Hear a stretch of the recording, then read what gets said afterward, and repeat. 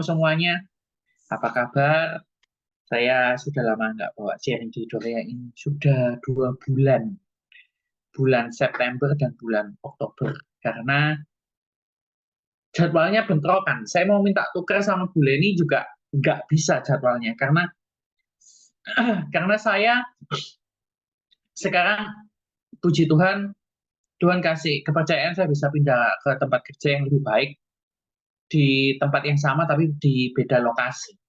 Dan pada waktu hari yang sudah saya pilih itu adalah hari waktu saya off di tempat yang lama.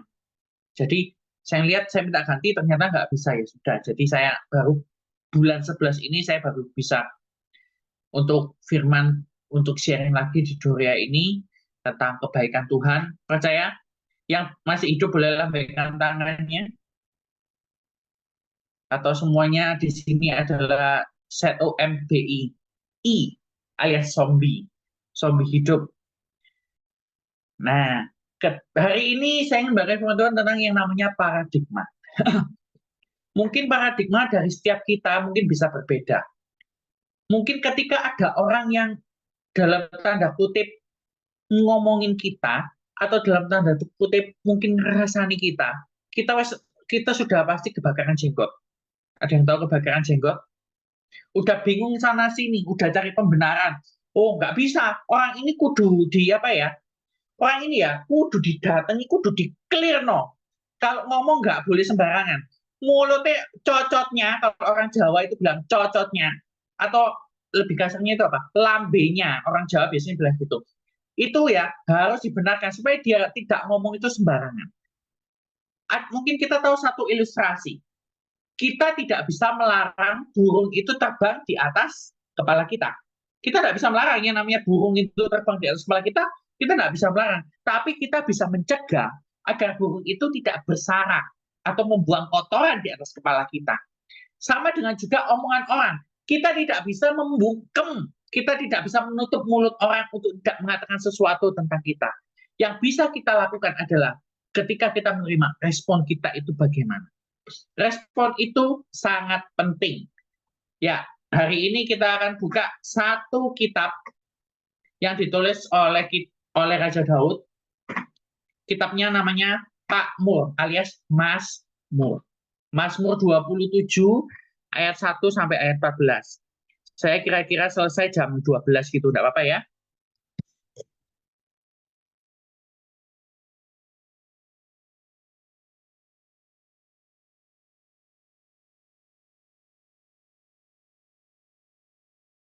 Ke-14. Judulnya adalah Aman dalam Perlindungan Allah.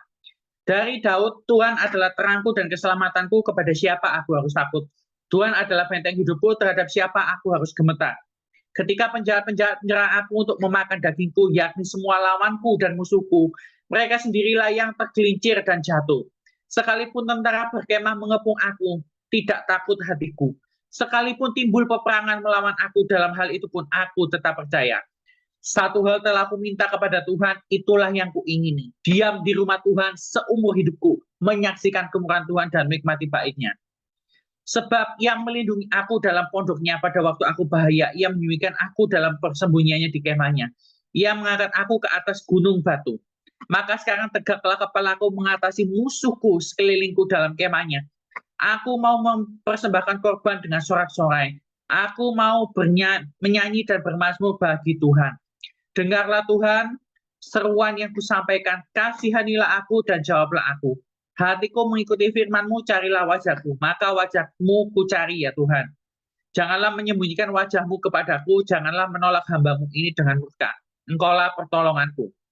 Janganlah membuang aku dan janganlah meninggalkan aku, ya Allah penyelamatku. Sekalipun ayahku dan ibuku meninggalkan aku, namun Tuhan menyambut aku. Tunjukkanlah jalanku kepadaku ya Tuhan, dan tuntunlah aku di jalan yang rata oleh sebab seteruku.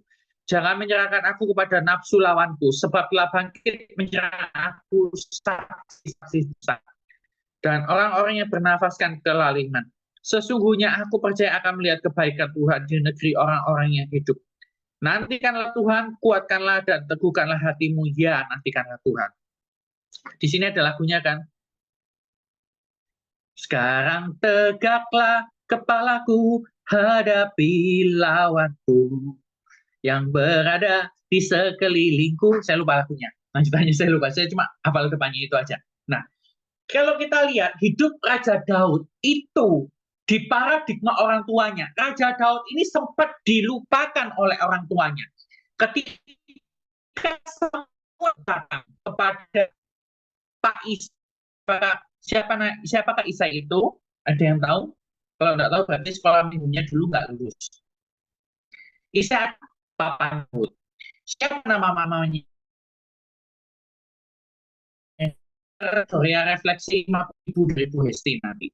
Dengan syarat bayar setelah dapat vouchernya. Namanya adalah Ibu Isai. Supaya kita nggak terlalu tegang ya. Nah, pada waktu Samuel datang, tanya sama Isai, anakmu ada berapa? Anaknya dia dibilang, padahal anaknya ada berapa? Ada 8. Yang satunya dilupakan. Wes gak masuk itu. Kalau sekarang, ya dia bilang anak si Manci wis bocah, wis gak iso apa-apa. Mungkin perkataan orang itu seperti itu. Lalu saya diperlihatkan anaknya semua yang jongming-jongming itu, yang luar biasa, yang itu diperlihatkan kan. Nah, setelah itu dilihatkan yang pertama, wih, nama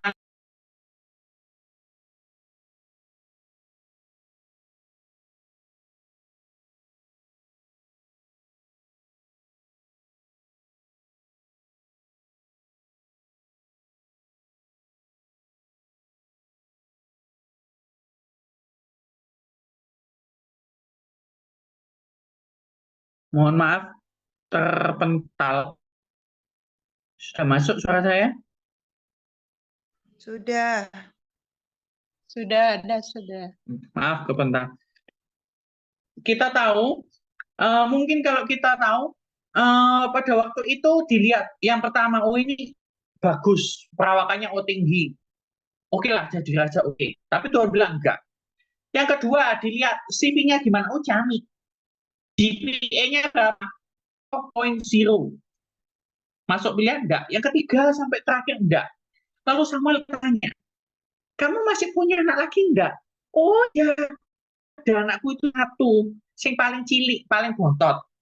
Ada di mana? Masih di Padang, sik ngembalakno mbek. Mungkin pilih itu. Masih ngembalakan mbek, aduh tapi cilik percuma, gak cocok jadi raja iku. Gak cocok jadi raja, wis sik cilik, wis kerjane paling mek dolinan tok isone, gak iso kok dadi raja. Tapi Tuhan bilang apa di 1 Samuel ayat yang ke-7? 1 Samuel ayat ke-7 Tuhan pada waktu itu apa yang dikatakan?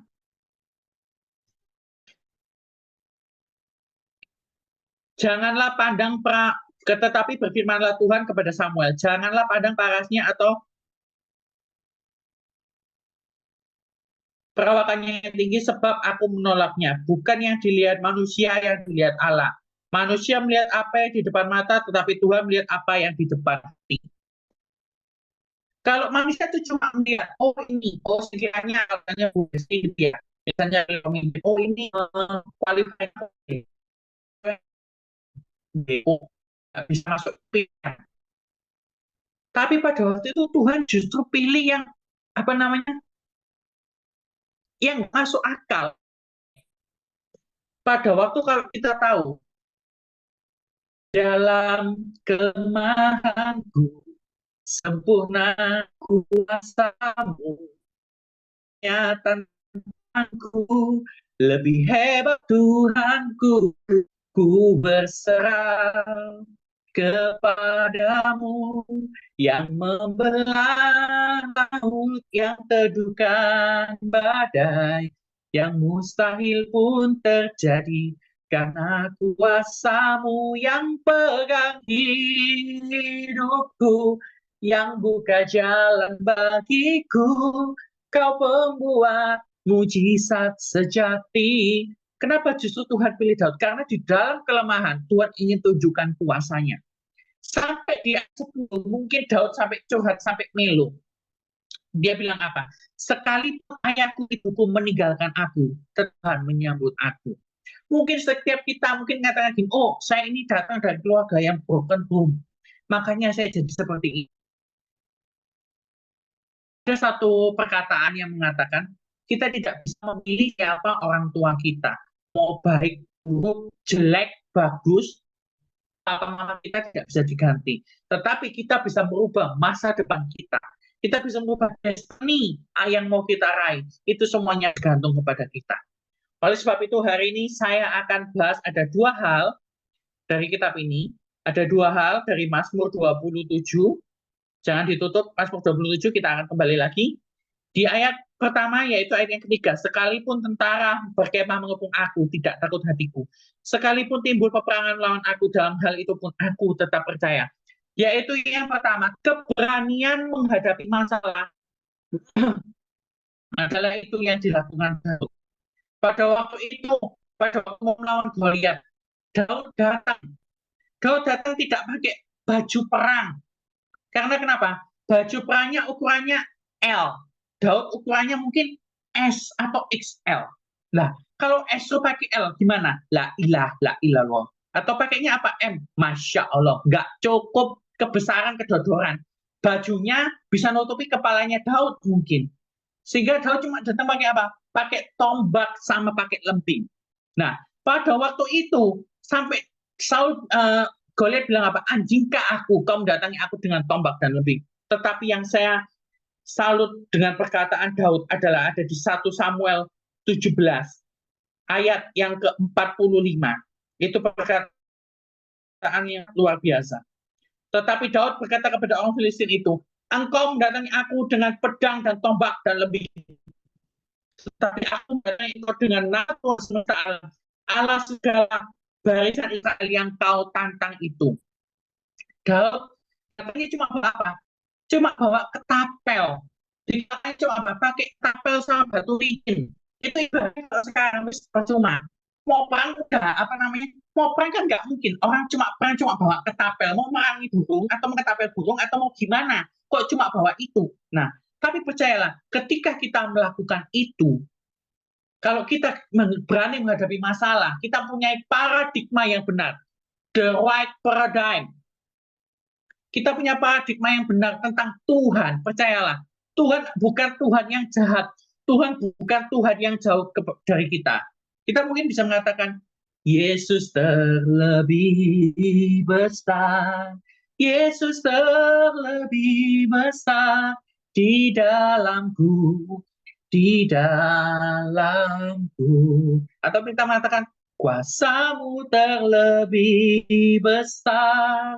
Tuhanku terlebih besar, tak pernah terlambat janjimu ya Tuhan, menolong hidupku. Atau kita bilang apa?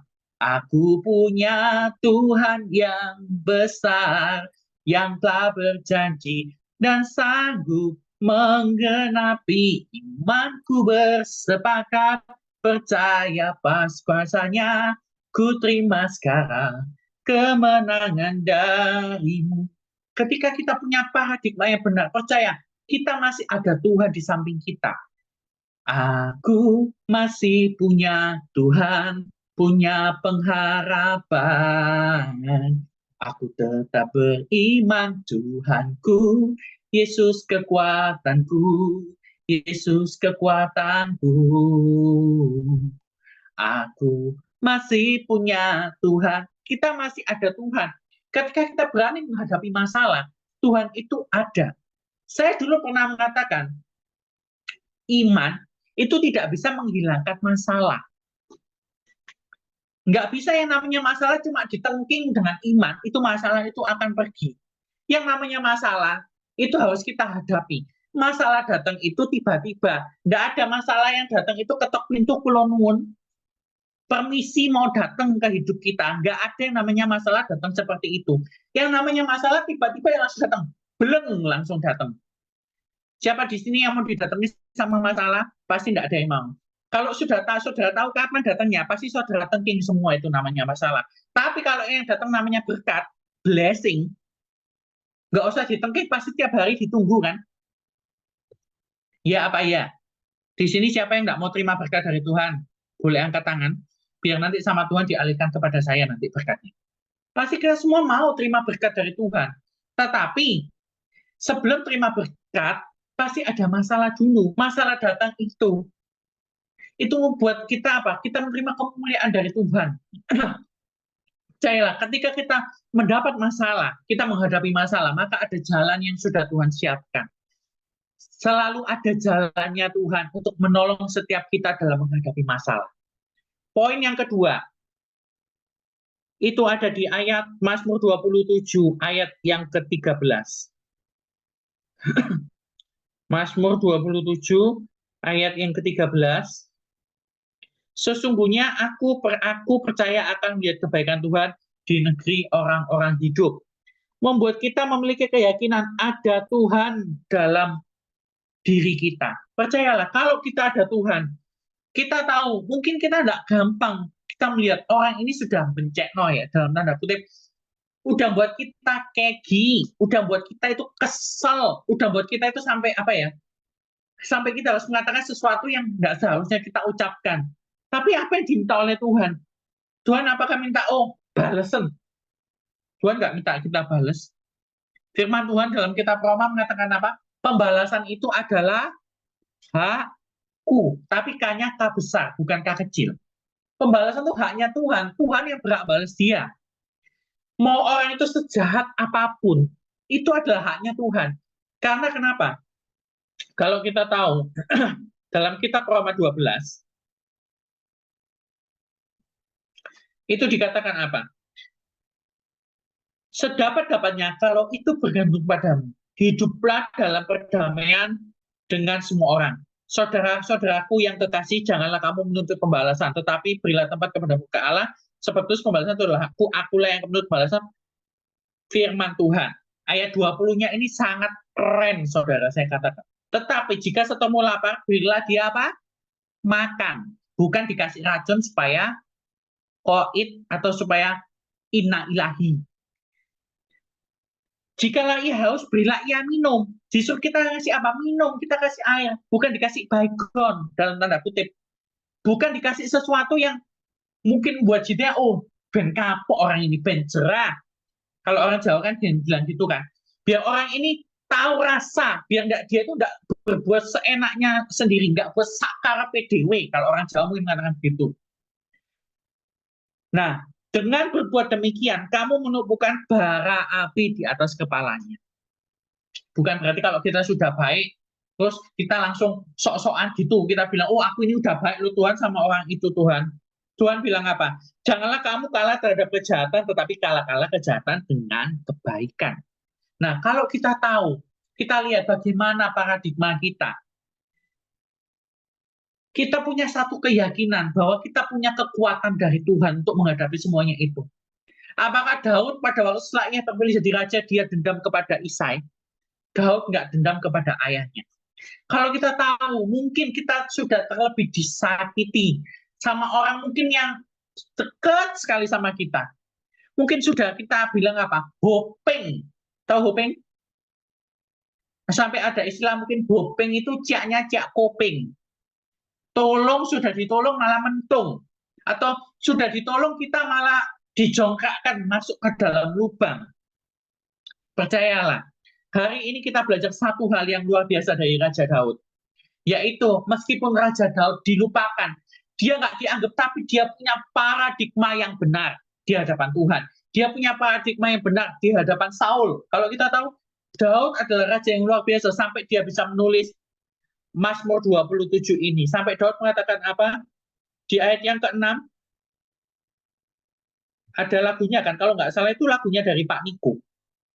Sekarang tegaklah kepalaku, hadapi lawanku yang berada di sekelilingku, dan mulutku memuji, bermazmur bagimu, bersorak bagi kebesaranmu. Nah, sampai Daud mengatakan dia sekarang sudah bisa berdiri. Kalau kita menghadapi masalah, percayalah, sebentar lagi pasti ada promosi yang Tuhan mau kasihkan buat hidup saudara.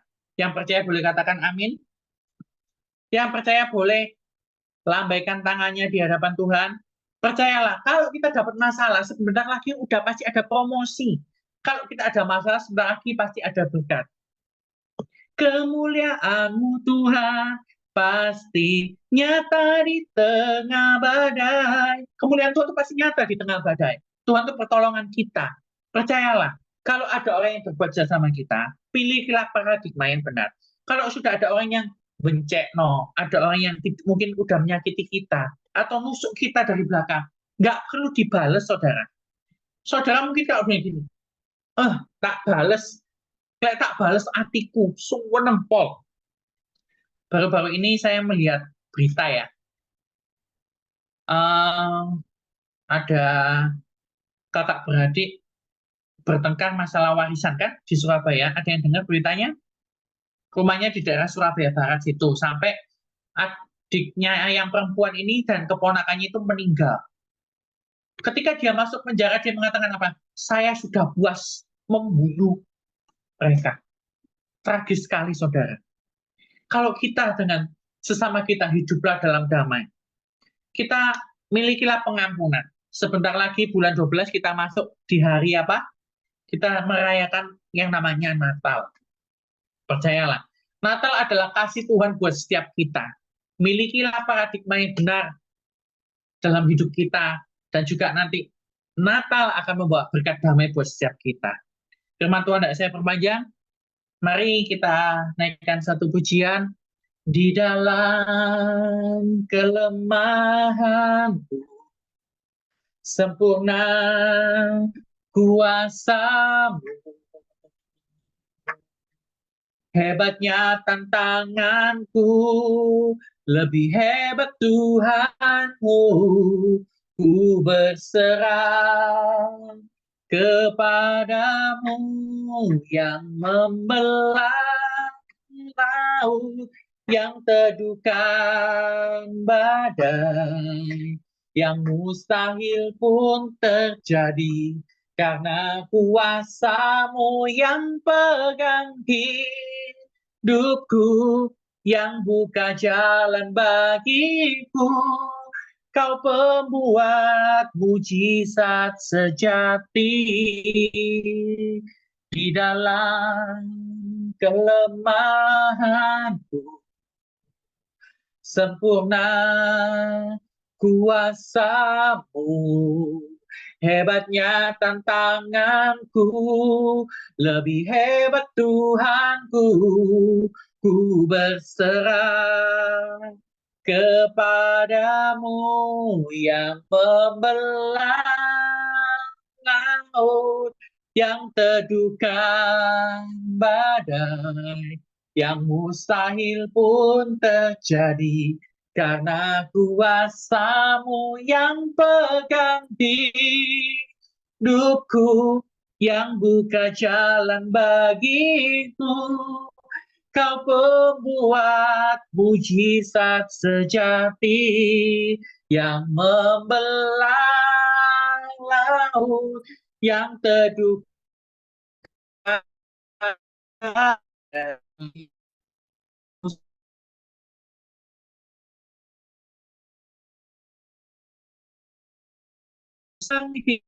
hidupku, yang buka jalan bagimu. Kau pembuat mujizat sejati. Kau pembuat mujizat sejati. Kau pembuat mujizat sejati. Bapak, terima kasih atas firman-Mu yang sudah bagikan bagi setiap kami, Tuhan. Ajari setiap kami, Tuhan, kami memiliki paradigma yang benar, ya Tuhan, tentang Kau, dan paradigma yang benar, Tuhan, tentang setiap orang yang berkaitan dengan kami, Tuhan. Baik itu orang yang sudah menyakiti kami, atau orang yang sudah mungkin menjengkelkan hati setiap kami, ya Tuhan. Tuhan, ubah cara pikir kami, Tuhan. Berikan kami, Tuhan, hati Tuhan yang mau mengampuni, yang mau mendoakan setiap musuh-musuh kami, Tuhan. Kami percaya, Tuhan, ketika kami melakukan itu, Tuhan, Engkau sendiri akan berperkara dengan orang itu, ya Bapak. Materaikan firman-Mu dalam hati setiap kami, Tuhan. Jadikan kami sebagai pelaku-pelaku akan firman-Mu. Tuhan, saat ini kami berdoa untuk Dorea Ministry, Tuhan. Kami berdoa untuk Ibu Hesti, Tuhan, sebagai gembala Yayasan Dorea, Tuhan, dan juga untuk Dorea Ministry, untuk Gembala Pak Sutresno dan Ibu Dewi. Kau berkati ya Bapak, dan ministry ini boleh berkembang, Tuhan, sampai ke bangsa-bangsa, Tuhan, biarlah nama-Mu boleh dimuliakan ya Bapak. Kalau sebentar, Tuhan, kami akan berikan persembahan, suci kuduskan persembahan kami, menjadi kekuatan bagi setiap kami, boleh menjadi kekuatan untuk pelebaran kerajaan-Mu ya Bapak. Terima kasih Tuhan, terima kasih Yesus. Hanya dalam nama-Mu Tuhan kami sudah berdoa dan bersyukur Tuhan. Haleluya. Amin. Ya, pengumumannya seperti biasa, doa pagi kita di hari Senin, Rabu, dan Jumat. Pukul 8 pagi masih dengan meeting ID dan password yang sama. Untuk doa malam, itu di hari Selasa pukul 7 malam, juga dengan meeting ID dan password yang sama. Pastikan kehadiran untuk doa malam tidak melebihi pukul 7.15. Dan Natal Dorea sudah semakin dekat, panitia sudah menyiapkan acara yang luar biasa. Pastikan teman-teman bisa join untuk acara Natal Dorea Ministry yang akan diadakan di Bandung. Untuk pengumuman selanjutnya akan kembali Bu Hesti. Silakan Bu Hesti.